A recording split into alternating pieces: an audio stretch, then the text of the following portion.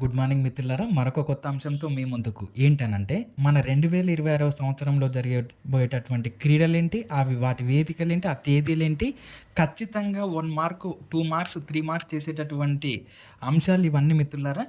ఒకసారి చూస్తే T20 cricket ప్రపంచ కప్పు, దీనికి ఆతిథ్యము భారత్, శ్రీలంక ఇస్తూనే సంయుక్తంగా తేదీలు వచ్చేసి ఫిబ్రవరి 7 నుంచి మార్చి 8 వరకు.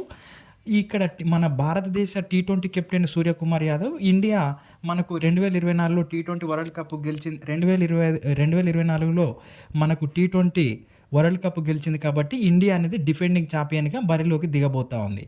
సో ఇది T20 క్రికెట్ ప్రపంచ కప్. తర్వాత కామన్వెల్త్ గేమ్స్ 2026, దీనికి ఆతిథ్యము గ్లాస్గో, స్కాట్లాండ్ ఇవ్వనుంది. ఈ తేదీలు వచ్చేసి జూలై 23 నుంచి ఆగస్టు 2 వరకు జరుగుతాయి. దేశాలు 74 దేశాలు ఇందులో పాల్గొంటాయి. అదేవిధంగా భారత్తో కలిపి మొత్తం 74 దేశాలు ఈ కామన్వెల్త్ గేమ్స్లలో పాల్గొనున్నాయి. వాస్తవానికి ఈ క్రీడలు ఆస్ట్రేలియాలోని విక్టోరియా నగరంలో జరగాలి, కానీ అది తప్పుకోవడం వలన ఈ గ్లాస్గో ముందుకొచ్చింది. 2026లో జరగబోయే అతిపెద్ద బహుళ క్రీడల ఈవెంట్. దాదాపుగా చాలా వందల రకాల క్రీడలు ఇందులో నిర్వహిస్తారు. తర్వాత మూడోది వచ్చేసి ఆసియా క్రీడలు. దీనికి ఆతిథ్యము ఐచి నగోయా, జపాన్లోని ఇది ఒక నగరం, ఇది ఆతిథ్యం ఇవ్వనుంది. ఈ తేదీలు వచ్చేసి సెప్టెంబర్ 19 నుంచి అక్టోబర్ 4 వరకు. ఇందులో పార్టిసిపేట్ చేసే దేశాలు 45. ఆడే క్రీడల రకాలు ఏంటంటే 42 రకాల క్రీడలు ఇందులో ఉన్నాయి. ఆసియా ఖండానికి పరిమితమైనప్పటికీ కూడా ఒలింపిక్స్ తర్వాత అత్యంత ప్రాధాన్యం ఉన్నటువంటి బహుళ దేశాల క్రీడలు ఇవి. అంటే ఇందులో అనేక రకాలమైన 42 రకాల క్రీడలు నిర్వహిస్తారు. క్రికెట్కు కూడా ఈ క్రీడల్లో చోటు కల్పించారు. ఇవి చూస్తే ఈ క్రికెట్తో కలిపి ఆసియా క్రీడలను ఆడటం అనేది ఇది 4వసారి. ఇది చాలా ఇంపార్టెంట్ అయినటువంటి అంశం మిత్రులారా మన ఆసియా క్రీడలలో. అదేవిధంగా ప్రపంచ బ్యాడ్మింటన్షిప్, దీనికి ఆతిథ్యము భారత్లోని ఢిల్లీ ఇవ్వనుంది ఆతిథ్యము. తర్వాత మనకు తేదీలు వచ్చేసి ఆగస్టు 7 నుంచి 23 వరకు జరుగుతాయి. తర్వాత ఇది 17 సంవత్సరాల తర్వాత భారతదేశంలో జరగనున్నాయి. అంటే దాదాపుగా 2008లో జరిగిన ఈ మనకు ప్రపంచ బ్యాడ్మింటన్షిప్ అనేది ఇప్పుడు 17 సంవత్సరాల తర్వాత మన భారతదేశం ఆతిథ్యం ఇవ్వనుంది. తర్వాత పివి సింధు, పూసర్ల వెంకట సింధు ఆమె పూర్తి పేరు. సో పివి సింధు గారు ఒక స్వర్ణంతో సహా ఈ ప్రపంచ బ్యాడ్మింటన్షిప్లో 5 పతకాలు గెలిచింది.